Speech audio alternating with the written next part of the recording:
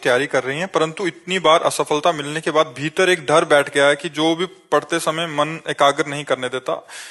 महाराज जी, इस डर को हटाने के लिए मैं क्या करूं? भगवान से प्रार्थना करो। 10 बार हार जाए तो क्या हम 11वीं बार हार ही जाएंगे? ऐसा नहीं है। इस बार हो सकता है मैं निकल जाऊं। अच्छी पढ़ाई पढ़ो और बिल्कुल प्रसन्न रहो। ये सबसे बड़ी कमी है जो हम निराश हो जाते हैं। किसी भी स्थिति में निराशा नहीं आनी चाहिए यार। मनुष्य जीवन में किसी भी स्थिति में निराशा नहीं आनी चाहिए। हम फेल हो जाएं, हम हार जाएं, हम घाटे में, हम विपत्ति में, ये सब बनी रहेगी क्या? भैया रात नहीं रही तो दिन नहीं रहेगा। बड़े बड़ों के जीवन में एक समानता नहीं पाई गई। सुबह राज्याभिषेक हो रहा है भगवान श्री राम का, तैयारी बिल्कुल जोर की चल रही, और समय के निर्णय निकल गया 14 वर्ष विशेष उदासी। उदासी भाव से 14 वर्ष का वनवास। भगवान को, हम लोग इंसान हैं यार, कब क्या कैसी परिस्थिति आएगी वो बदलती रहेगी। आप कई बार मान लो परास्त हो चुके, हार चुके, फेल हो चुके या असफल हो चुके व्यापार में, किसी भी विषय पे, तो निराशा नहीं आनी चाहिए। उदास मत होइए, फिर एक नया जोश लाइए, फिर नई उमंग लाइए और हम उस पर विजय प्राप्त करेंगे। देखो, अगर उमंग छोड़ दें हम, तो अभी हम ऐसे हैं जैसे पुरानी बिल्डिंग की पूरी नींव गिर गई हो, पूरा मकान ढह जाए। अभी इसी समय हमारे शरीर में भयंकर पीड़ा है। कितने कष्ट तुम्हें गिनावे, लेकिन हम उत्साह के एकमात्र भगवान का बल और उत्साह, हम हारे नहीं हैं। अभी भी हम नहीं हारे, तो हमारी दिनचर्या चल रही, 12 बजे रात्रि से दिनचर्या चल रही। अगर हम हार जाएं तो अभी बिस्तर पकड़ ले, अभी बिस्तर पकड़ ले। हारे नहीं, नहीं नहीं। ये शरीर रोगी हो सकता है, मैं रोगी नहीं हूं। ये शरीर में पीड़ा है, मेरे में पीड़ा नहीं। तो हम आपके साथ बैठे हुए प्रश्न उत्तर कर रहे, हमारी दिनचर्या चल रही। अगर आप हार जाएंगे तो देखो आपको विक्षेप पड़ने लगा, कि पढ़ते हुए विक्षेप कि यार आप फेल तो हो ही जाना है, या पता नहीं फिर फेल हो गए तो सब पढ़ाई लिखाई नहीं। अगर हम फिर भी फेल हो जाते तो फिर भी निराश नहीं होंगे। फिर मान लो पढ़ाई ही केवल जीवन थोड़ी है, और भी जीने के उद्देश्य हैं, और भी जीने के रास्ते हैं। केवल पढ़ाई, अगर हम पढ़ाई में नहीं सफल हो पाते हैं तो क्या हमारा जीवन ही बेकार हो जाएगा? बहुत विवेक से हमें जीना है। हमें समाज के लिए जीना है, परिवार के लिए जीना है। हमें और जीने के कई कारण हैं जीने का। क्यों यही नहीं कि हम फेल होते चले गए तो आप क्या करें, शरीर को नष्ट कर दें। बहुत से बच्चे ऐसे करते हैं, बहुत से किसान ऐसा कर लेते हैं, बहुत से व्यापारी ऐसा नहीं करना चाहिए। हमारे जीने के और भी कारण हैं। सबसे बड़ा कारण है भगवत प्राप्ति, और वो अगर इस मनुष्य शरीर में नहीं हुआ तो किसी योनि में नहीं होगी। मुझे भजन करना, मुझे भगवान की प्राप्ति करनी, और भगवान मिल गए तो सब कुछ मिल जाएगा।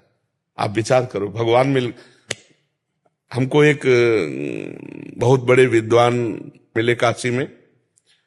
जब हम घाटों पे रहते थे वैराग्य से, तो उन्होंने कहा, स्वामी जी आप कितना पढ़े?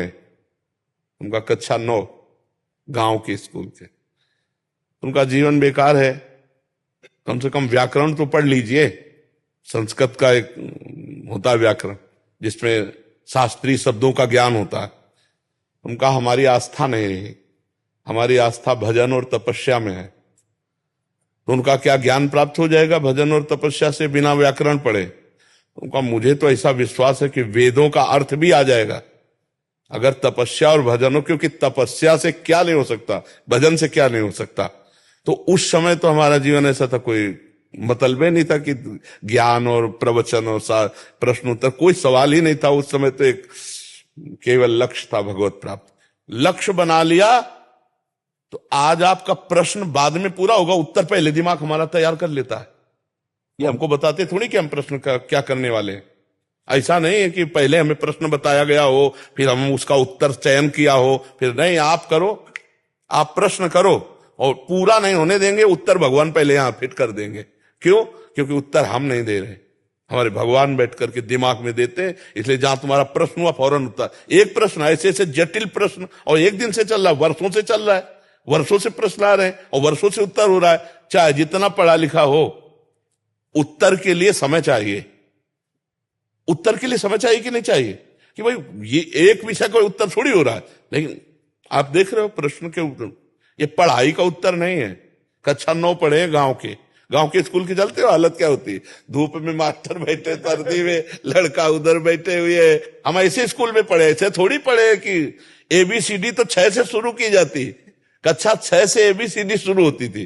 तो 9 कक्षा में क्या है, 9 तक कितनी पढ़ाई होती, ना कोई संस्कृत कॉलेज गए, ना कोई ऐसा पढ़े। तो हम ये कह रहे हैं कि हमारे जीवन का उद्देश्य यदि सत्य है तो प्रकाशित होके रहेगा। कितना पढ़ लेते, क्या बनते, क्या बनते। और आज भगवान की शरण में तो जो बने हैं वो सब यही दर्शन देने आते हैं। तो हम ये कह रहे हैं कि निराश होने की जरूरत नहीं।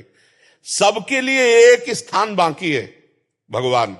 जब सब जगह से हार जाला तो भगवान की शरण में हो जाना, देखना तुम जीत जाओगे, तुम जीत जाओगे। भगवान का बल अमोघ बल है, अमोघ बल है। वो हम अपने से कह रहे हैं, मरी हुई किडनी, फेल किडनी को 18 वर्ष हो गए चलते हुए, तो वो कहां से चल रहा है? भगवान का बल चल रहा है, भगवान के बल से चल रहा है। वो करतुम अकर्तुम अन्यथा करतुम है, हारना नहीं, कभी हारना नहीं। अंदर से भगवान से जुड़े रहो, इस बार नहीं तो इस बार जीतेंगे, निराश मत हो। और भगवान का बल नहीं होगा तो जीते हुए भी हारे हुए हो, और भगवान का बल है तो हारे हुए भी जीत जाओगे, पक्का समझो। जैसे युधिष्ठिर जी हार गए सब कुछ, लेकिन जीता कौन? सच्ची में युधिष्ठिर जीते, सिंहासन पर युधिष्ठिर जी बैठे। इसलिए धर्म से चलो, नाम जप करो और निराश मत हो, भगवान का भरोसा पक्का रखो। चाहे जिसका प्रश्न हो, संभल के रहो। अगर मन निगेटिव में ले गया तो डिप्रेशन में ले जाएगा, परीक्षा की तो बात जाने दो। नकारात्मक सोच बढ़ती जाए तो डिप्रेशन में पहुंच जाओगे। इसलिए प्रसन्न रहना सीखो।